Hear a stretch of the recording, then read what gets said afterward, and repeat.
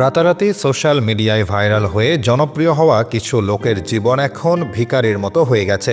একসময় তারা প্রচুর ভাইরাল হয়েছিলেন এবং অনেক টাকা উপার্জন করেছিলেন, কিন্তু সম্পদ আর খ্যাতি তারা ধরে রাখতে পারেননি। নিজের অহংকারের জন্য আজ তারা আবার রাস্তায় ফিরে এসেছেন এবং পয়সার জন্য হন্য হয়ে ঘুরছেন। নিজের ঘর চালানোর জন্য তাদেরকে ভিক্ষে করতে হচ্ছে। চলুন জেনে নেই এরা কারা। ভুবন বাদ্যকর। আপনারা সবাই কাঁচা বাদাম গান শুনেছেন নিশ্চয়ই। এই গানটি গেয়েছিলেন ভুবন বাদ্যকর। হয়তো এই গানের লিরিক্স আপনারা বুঝতে পারেননি, কিন্তু গানটি অসম্ভব জনপ্রিয় হয়েছিল। এই গানের মাধ্যমে ভুবন রাতারাতি তারকা হয়ে উঠেছিলেন। তিনি অত্যন্ত গরিব পরিবার থেকে এসেছেন এবং জীবিকা নির্বাহের জন্য বাদাম বিক্রি করতেন। বাদাম বিক্রির সময় এই গানটি গাইতে গাইতে একজন তার ভিডিও করে সোশ্যাল মিডিয়ায় আপলোড করেন। এরপর তার ভাগ্য বদলে যায়, কিন্তু কয়েকদিন পর তিনি আবারও হারিয়ে যান এবং এখন তিনি কোথায় আছেন সেটা কেউই জানেন না। রানু মণ্ডল। রানু মণ্ডলকে কে না চেনে? একসময় স্টেশনে বসে গান গেয়ে সামান্য রোজগার করতেন। একদিন তার গান গাওয়ার ভিডিও সোশ্যাল মিডিয়ায় ভাইরাল হয় এবং তিনি রাতারাতি তারকা হয়ে ওঠেন।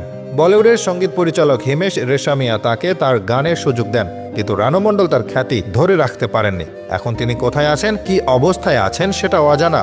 বাবা কা ধাবা। বাবা কা ধাবা সোশ্যাল মিডিয়ায় একটা বিরাট আলোচনার বিষয় হয়ে উঠেছিল। একজন ইউটিউবার তার ভিডিও শেয়ার করেন, যা দেখে মানুষ তাকে অনেক সাহায্য করে, কিন্তু পরে তিনি সেই ইউটিউবারের সঙ্গে ঝামেলা করেন এবং আজ তিনি আবার আগের অবস্থায় ফিরে গেছেন। এখন কেউ আর তার খবর নিতে চায় না।